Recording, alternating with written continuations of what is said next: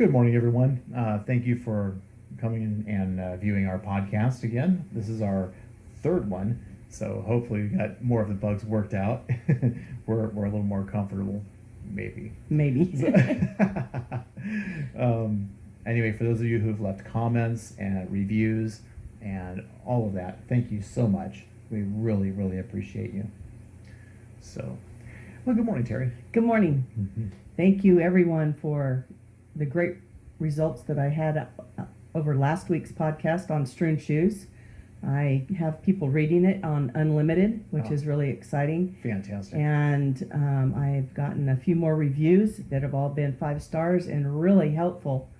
Went out to dinner the other night with a bunch of my friends, and I didn't know one of them had been reading it, and she absolutely loved it and bought one for her kids and bought one for her friend that lives someplace else, and she's sending them. In fact, I have them here to mail today when we're done. So it's that. Thank you for watching, and thank you for responding in a positive way. Yes, it's great. Very Even much. anyway. Yes, thank you. Yeah. So it's good to be here. Good. It's good to have you. Always. Always. These are starting to be fun. Yes, Before they they were just kind of, Well, you know. we were trying to get used to being on camera, trying to get used to get our microphone levels correct, and in fact, this morning we're still been kind of fiddling with it a little. So. How to act, what to say. It's hard. Right. But it's all fun. right, It's fun. I think we're getting a little more relaxed, hopefully. So, anyway, What are we talking about today, dude? this morning we're talking about my short story, Ghost Light. And I guess I should kind of go into, I'm primarily a short story. See, you're more of a novelist, which is amazing to me.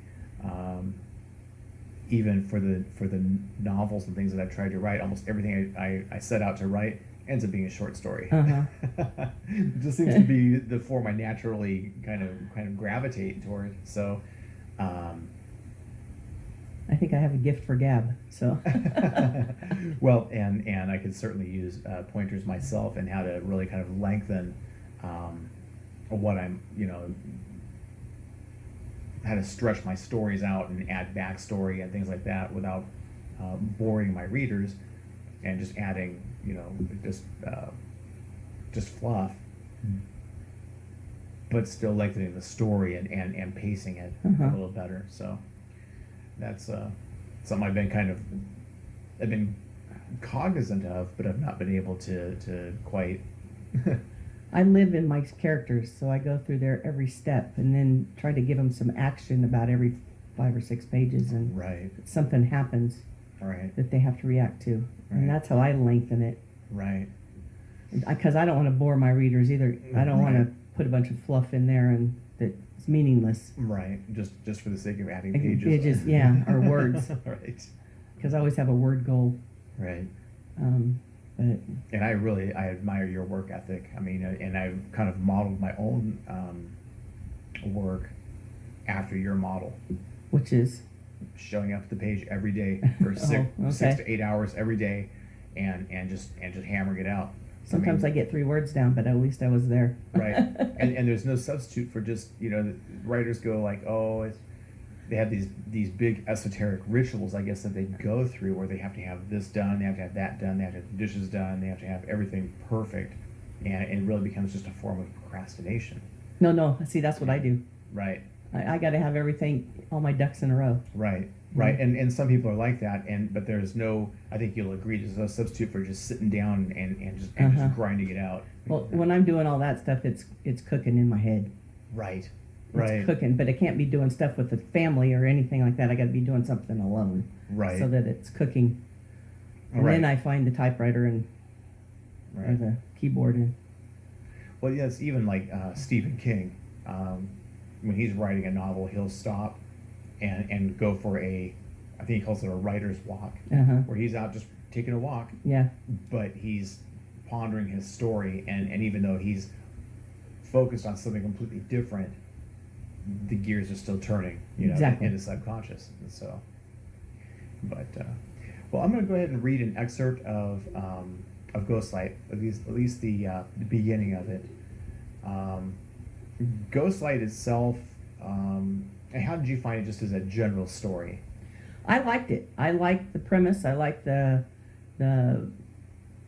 starts out good, and it holds you through the middle, and then it has a decent ending. But yeah, I'd like to see it stretched out a little bit and have some more detail. But other than that, it's to me, it's a good format. Right. It's a good, I don't know what the right word I'm looking for is, but it follows the writing that I was taught in English class way back in the day. Oh, well, thank you.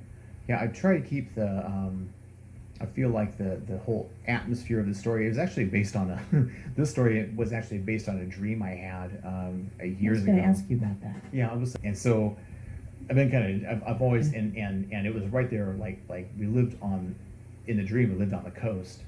And it was like it's craggy, rocky, it was not this like a California coast. It was more like like an East Coast sort of thing where it's all dark rock and coral and that kind of thing. So, but anyway, let me go ahead and read an excerpt of Ghostlight.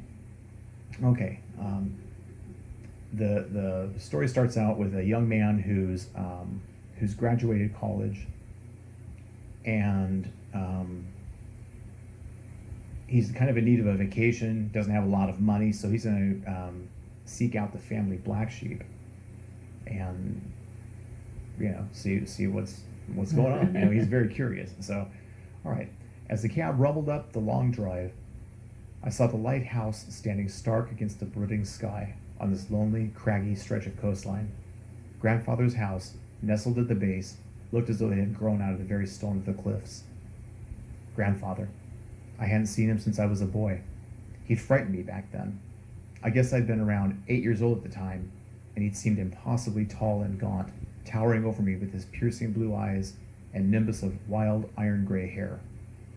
He'd always been the family black sheep, and no one had heard from him in years. I'd graduated college a few weeks previous with degrees in humanities and anthropology, and was in need of a vacation, so I made the journey to check on the old man. The story told to me by my uncle, my father's oldest brother, was that after my grandmother died in her early 20s, grandfather went a little crazy.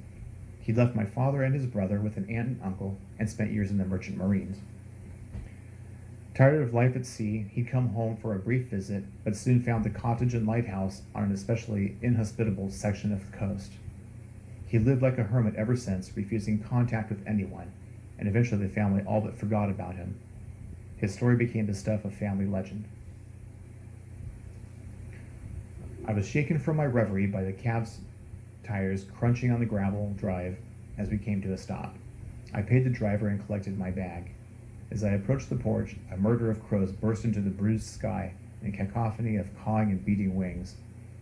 The timbers of the place were black with the ravages of time and weather, and an air of desolation hung over everything. The sea was a sickly green in the gathering dusk, and I could hear the waves thundering against the rocks below. See, now that just the whole vision of that to me just calls to me. So it's like that through the whole story. Right. I really enjoyed it. This is one story. I mean, some of the stories I've written kind of feel like I'm carving these things out, like just grinding it out. This one all but wrote itself.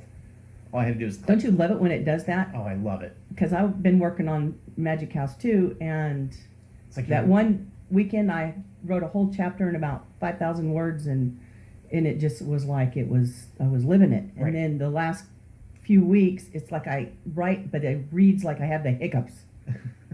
And it, so it comes and it goes. You have the ideas, but to get them down on paper. Right. But this is fabulous. This just builds you up until you just can't put it down. Thank you. The what's so great about especially this one, I can just close my eyes and I can be there. Well, I can close my eyes and be there too. Yeah. And that's what you want your readers to do. Right. That to me that's the ultimate compliment. Right. If I can create a world or a scene or whatever it happens to be, and they're like, oh man, they're like as they're reading it, they're like living it, in their heads like a movie. And I was like, okay. Yeah. Then that's. Do you ever find when you write that you're seeing the movie and you're trying to write the words as the movie's playing through your head? Yes. Yeah. Absolutely. or I'm especially when I'm writing in first person, I'm so, um, oops, I'm so involved in it. I'm so there. So that person, And so yeah. it's funny while I'm writing, and like the phone rings or uh, Deb says something to me. I'm like, it's almost like Yeah. almost a jolt. It's Uh-huh. like, oh, it's like being brought back to, back into this world. And I think that when you get interrupted and you're there, Hmm. you can't get back there for a long time. Or I can't. I Yeah. can't jump right back in. I have to go through my whole routine again. Right. Well, for me, for whatever reason, I'm that's not a thing that I have to deal with so much. I can, like I said, I can just blink and I'm there. Yeah. So.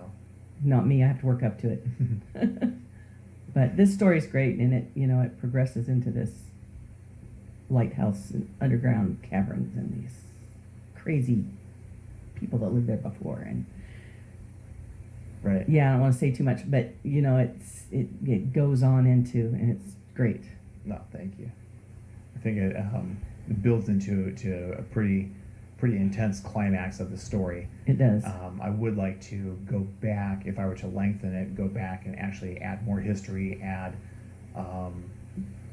maybe pace the action just a little bit better, put in other, I guess a story kind of goes into a wave until you get to the actual climax of the story, and then tapers off. Right. So. Yeah, because I would really like to know some back history.